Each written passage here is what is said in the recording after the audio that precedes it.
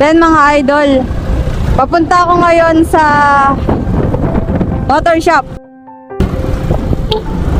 Magpapa-maintenance tayo ng motor para makondisyon sa ating magiging long ride this 2024. Actually, yung plano ko na long ride dapat 2023 ko pa nagawa. Way back January 7, 2023, nakausap ko yung isa sa kilalang vlogger sa henerasyon natin ngayon, si Sport. Yun. Sa kanya ko sinabi yung talagang plano ko na ma-Philippine Loop. Pero pinabagsak kasi ko ng 2023. I guess some blessings come in disguise talaga. Siguro that time kaya medyo na-delay para i-prepare din ako mentally, physically, spiritually, and financially, no? Kasi alam ni Lord hindi pa ako talaga prepared that time. Lakas loob lang baong ko. And hindi naman pwede yun. Talagang rock bottom ng 2023. Kalahating taon talaga ako nagdusa. Hindi lang ako nagsasalita. Ako kasi yung tipo ng tao na kapag may challenges sa buhay, mas pinipili kong harapin ng tahimik. Nire-resolve ako ng nire-resolve. Pag hindi kayang resolbahin, baka may pinagagawa lang talaga sa'yo. Baka kailangan mo lang talaga maging matatag muna sa short period ng time na nasa rock bottom ka. Kasi yung mga darkness natin, darkest phase ng buhay natin, doon tayo pinatatatag, doon tayo pinapanday. So yun, kalahating taon din nawalan ako ng project nung 2023. Kaya hindi talaga ako makapag travel. Grabe ang traffic.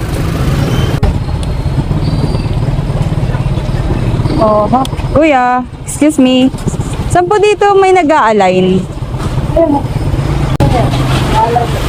Ito po, dito? Yan. Okay. Yan ang tao niya. Okay, salamat. Nag-a-align, kuya? Kuya, may alam din po ba kayo dito nagko-convert ng tubeless to tube type to tubeless? Ano pa naman nagko-convert niya? Sa kabila po. Reso sana motor parts. Ayan. So yan, magpapalay na tayo ng rim. Bengkong, yan laki oh. Tagay ko ng tinitiis yan eh. Wala lang po talaga ako mahanapan na mag-a-align. Magpapa-change oil na rin ako, tsaka change filter. Last time kasi di ko mabuksan yung oil cap.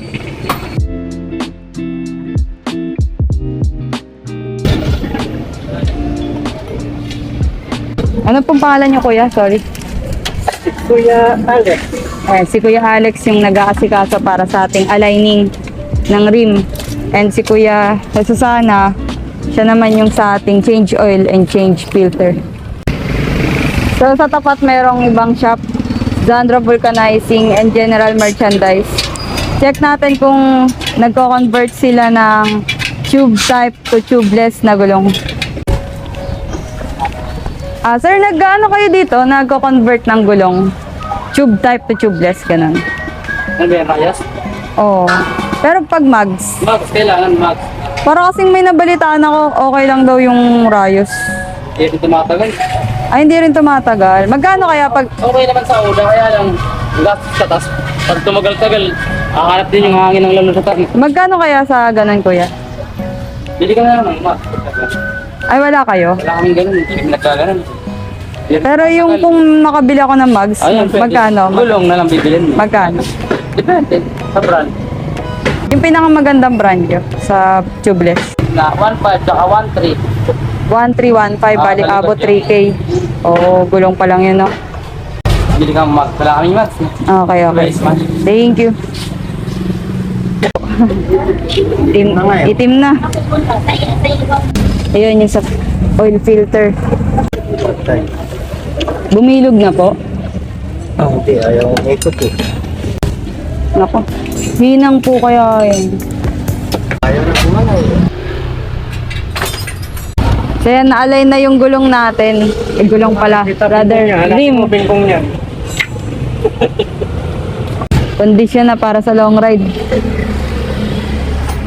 Goods na rin yung change oil natin. Yung change filter lang yung hindi nagawa kasi hindi na talaga siya kayang buksan.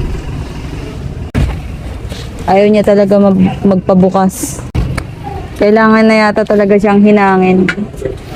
So, yun yung hahanapin ko, yung maghihinang yan. Hindi, pahiram mo. Motor parts. Job well done na tayo dito. Bayad na tayo. Magkano po lahat, sir?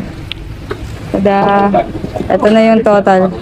Sige. First, ano natin is 520. Pinitin mo. Okay. So, meron pa tayong next target. Magpa-tubeless ng gulong. Tada. Okay na. Kadena mo. Ay, ayun. Lalangisan po yung kadena. Extra mile si kuya. Thank you po.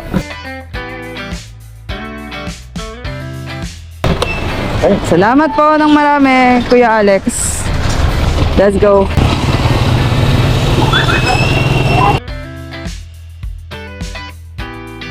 Okay, mission accomplished number 1. Ang makapagpa-align at makapagpa-change oil.